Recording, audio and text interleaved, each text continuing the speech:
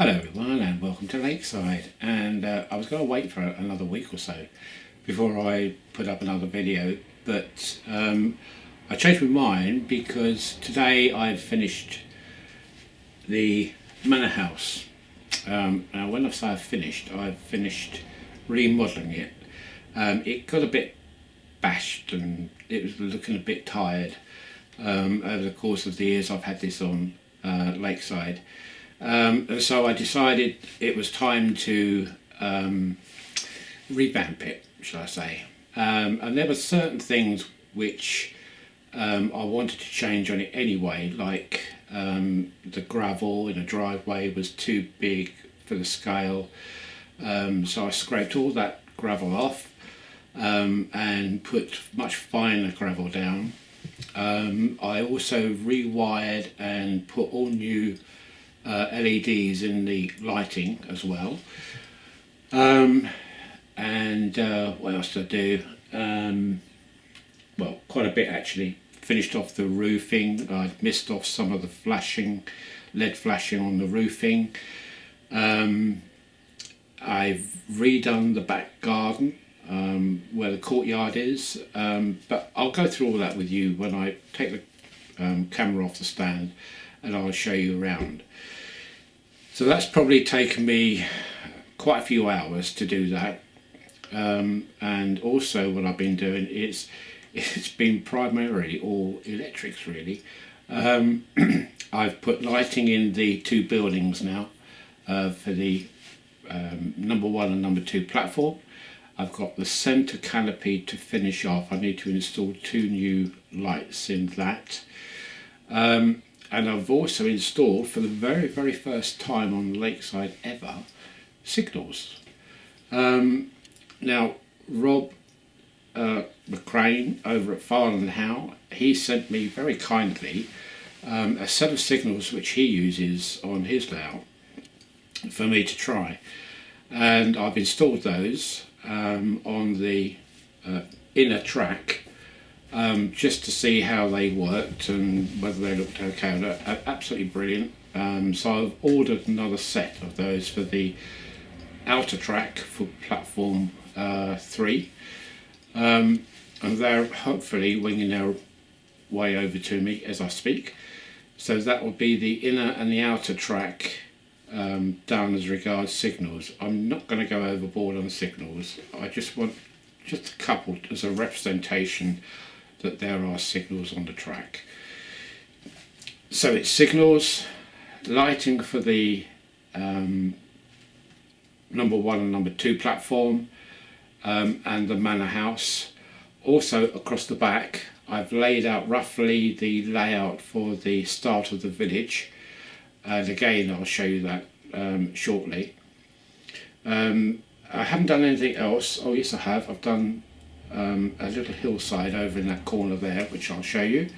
I say I've done it, I haven't done it, I've just placed it there, which was one left over from the old layout, but I will be utilising that again, and I think that's about it. So what I'll do, I'll take the camera off the tripod now and show you around. I will put the shades down because it's very bright in here at the moment. So I'll put the shades down and turn one of the lights off, and hopefully you can see the lighting on the Manor House and the platform of course and the signals. Okay, so I will see you in a minute. Okay, so bye for now. Hello again, and I've now pulled the shades down, and as you can see, you can now see the lighting inside the Manor House.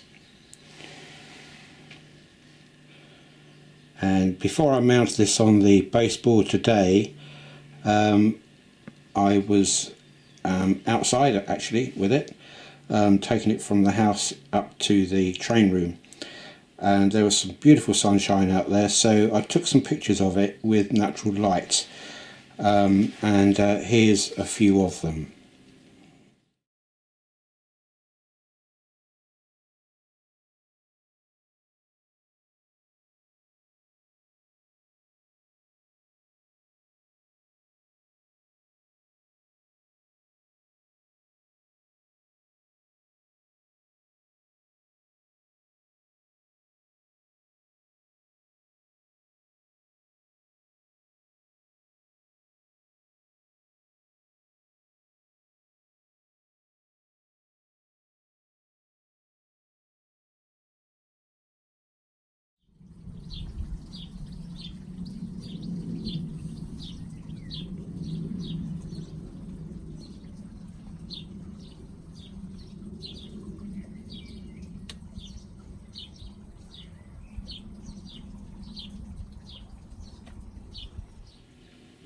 which I think you will agree it does look rather good in the natural sunlight.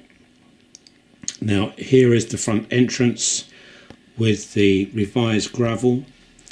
I've also put 2 lights, LEDs, in the base of the fountain to light up. I've also put an LED in the porchway because that was never lit before, and I think that brightens that area up a lot.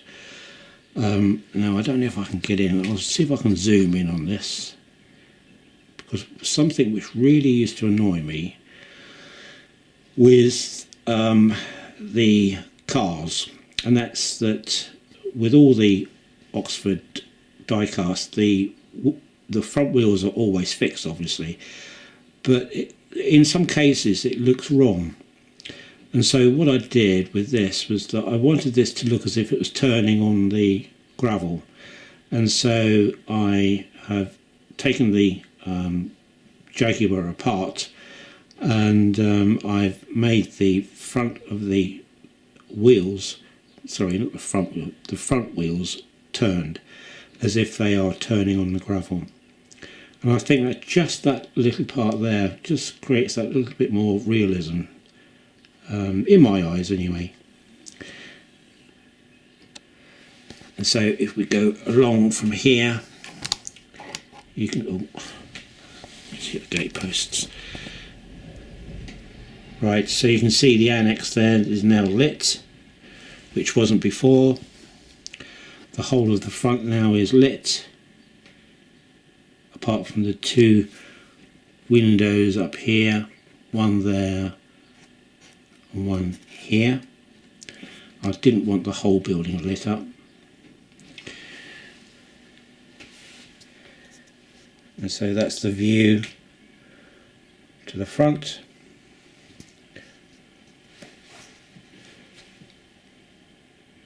This side here, which is the main area laid to lawn. And then if we come round the back, got a light on in one of the buildings where the I was going to say servants, they're not servants, the workers sleep over. This is the annex for where people can stay overnight if there is a function at the Manor House, and likewise here. And the chap is still coming out, as you've seen before, holding his bags. Obviously finished a meeting, and this is the garden, now slightly amended to include some roses in this bed here, some shrubs in these 2 areas, plus an edging of box around this perimeter here. And if we skip over to the courtyard where the chauffeur cleans and maintains the cars in there, again all this gravel is now much finer, and I'm really happy with that. That looks much better than it did before. And I've tidied up all this grass work here.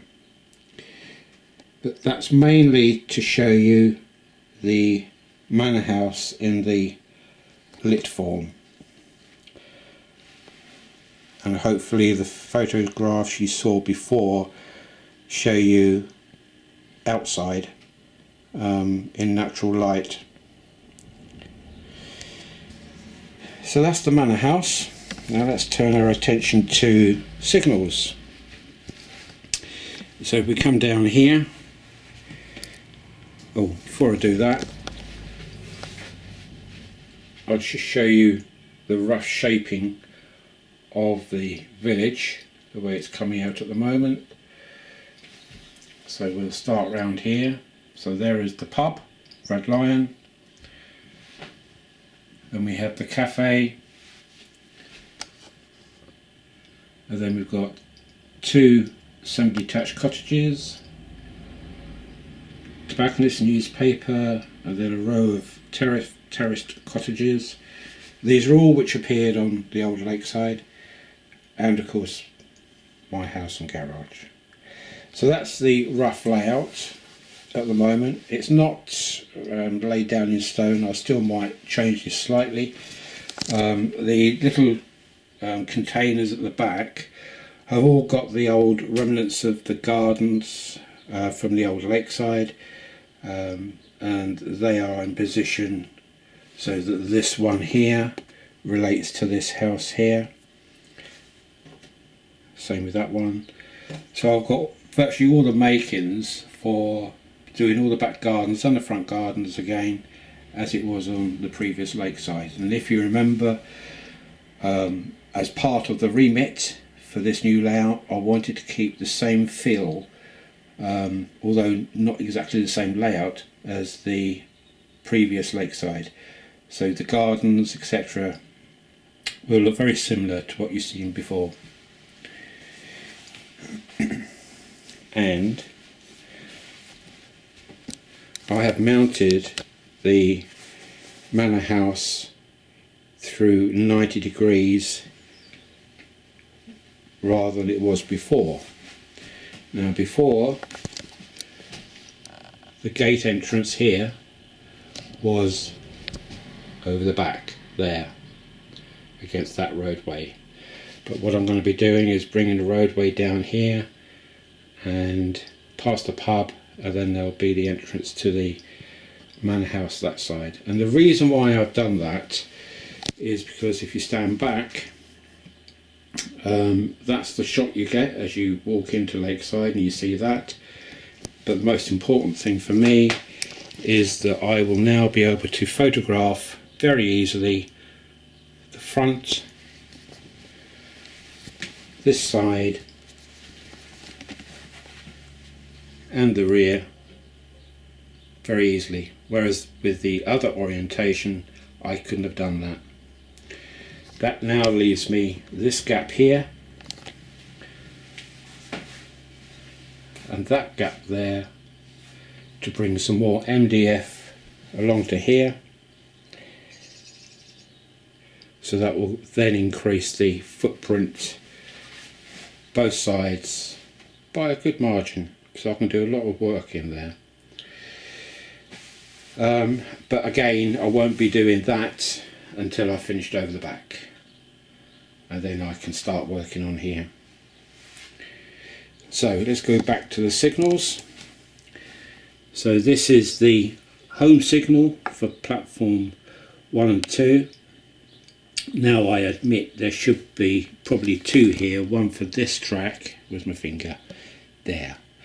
There should be a signal perhaps for this track and for that track, but I'm not bothered about that. I'm just after primarily this track here. So if you imagine that it's on green, so if there's a train waiting here to pull out, it's on green so he knows it can go. You can just see two sensors there in the track, and it immediately changes to red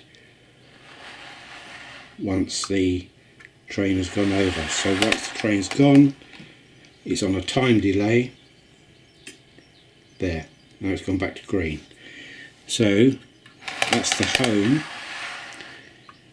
Now because that's on red, we go down here to the distant signal.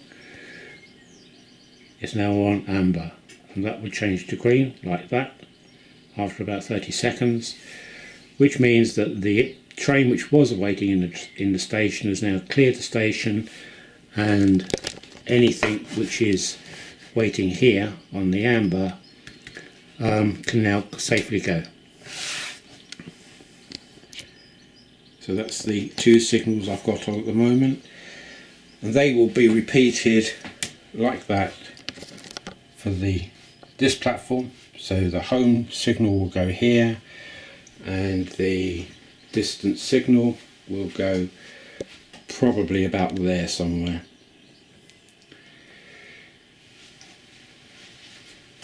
Just seen that fountain again. You can see how it looks now. As regards the platform, I now have working platform lamps. So I've got two there and three down this side. don't forget there's a footbridge to go here. Lighting in the waiting rooms and toilets, etc. Both sides. And this canopy here I've got to light up. So I've got the LEDs for that, I just need to actually fit them. Okay, so I'll just switch the camera off for a second and put the lights back on, and I'll be back. Right, back again with the lights on. So from the distance signal we come across the lift up section. I haven't really done anything else on that apart from a little bit more foliage on there. But what I have done, I've brought out the piece of scenery which I had roughly in that position on the previous lakeside, and that is perfect to go on that corner. So I should be utilising that, and then of course carrying on. These buildings won't be staying here, they're going to be going across the other side of the room, carrying across the length of that wall there up to the heritage line and station, and will blend in then with that part of the scenery there. So I'm trying to make use of as much of the scenery which was on Lakeside before, and I think I've got probably enough, or a fair bit anyway, to go along here. Now the next part, and probably this week sometime, I shall be doing the back scenes on that wall there, around the corner, and along this wall here, around there. I'm just in the process of ordering some foam board to mount the back scenes on, and I shall be doing the same process as Robin, who I follow on YouTube, Milton Mo Junction, and he used 3mm Foamex, foam board, to mount the ID back scenes on, and they worked really well. I did it on hardboard last time and it was okay-ish but not great, but the way he's done it, it's worked out perfectly. So I should be following his rule of using the Foamex. So I'm in the process now of ordering that and probably do that tomorrow now. It's getting a bit late in the day, so I'm hoping that in 1, maybe 2 weeks I will have up back scenes from there all the way around to about there-ish. And I'm still going to have a back scene across the lift up section. I've designed the principle of how it's going to work, which I will show you once I've done it. And lifting that section up won't be a problem, even with the back scene on. All will be revealed, and that's about it. So that's the update at the moment. So the Manor House is now finished. One set of signals is in. Lighting on the platforms is almost complete. So there's almost, or not almost, there is a lot of almost complete stuff being done. Nothing is actually finally completed yet, but that's the way it goes, isn't it? Okay people, I will leave it for there, keep it fairly short, and I'll leave you with the Manor House. Okay, so bye for now, and I will speak to you again soon. Okay, so bye.